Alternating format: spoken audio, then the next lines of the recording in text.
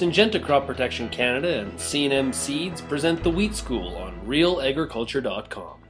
Today what we looked at were some of the winter wheat trials that are part of a larger project, a winter wheat agronomy study that is going to be conducted prairie-wide and will be run for the next 2 years with basically a broad objective of just trying to expand winter wheat production and primarily through studies that will enhance crop stand establishment in the fall.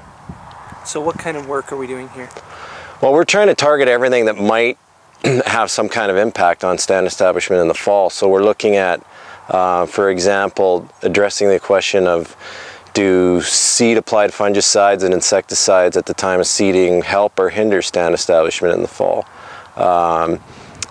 We know that we're probably going to have to come up with better crop sequencing behind non-cereal and cereal stubble. So we're conducting studies where we're sequencing winter wheat onto a whole range of crops that include peas, camelina, canola, barley grain, barley silage, etc., just to see how winter wheat responds and whether or not any of the agronomic treatments that we impose on those experiments might actually enhance stand establishments in those various sequences. So what kind of results have you seen from any of the trials? Obviously we're not through to the end of the trials, but so far. Well, there's a few things that we've noted.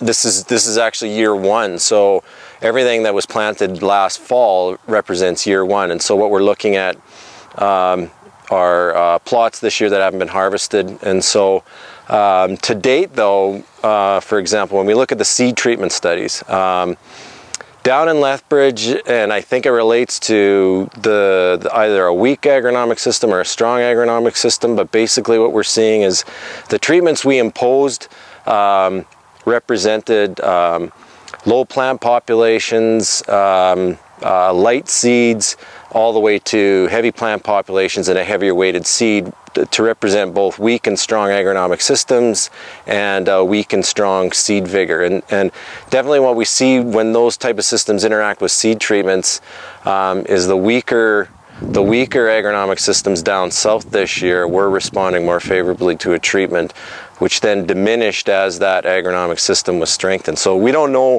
whether or not that's going to have any impact at harvest or not. And you know, we don't know if we're going to see it at every site. It's not very obvious here, for example, in Lacombe. It's not very obvious in Brandon, so perhaps in the black soil zones that may not be as much of a factor, but down south for sure we're seeing pretty strong visual responses in terms of plant growth and vigor. No effect on stand, so plant populations themselves haven't changed, but just the visual growth and vigor has been influenced positively by seed treatments down in Lethbridge. So what kind of implications are there for farmers? Well, I think so far what we're seeing is that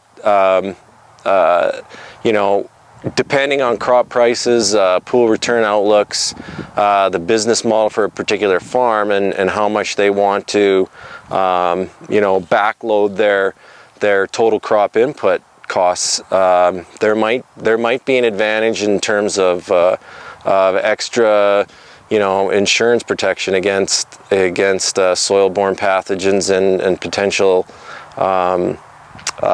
insect pests by using a seed treatment. So it's gonna come down to a decision on the farm, because we just don't have enough, you know, scientific data out there to come up with any particular recommendations just yet. We'll be in a better position to do that in a year or so. Would you see this being an advantage to producers, say, in a year where seed quality is low?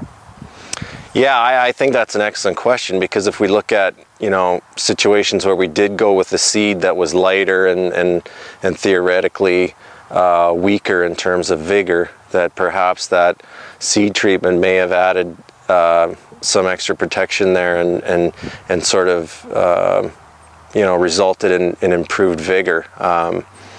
You know, a little bit early to tell, but definitely the responses, I was skeptical to be honest, but the responses I saw down in Lethbridge were dramatic enough that it'll be real interesting to see what happens once we have a look at the yield data.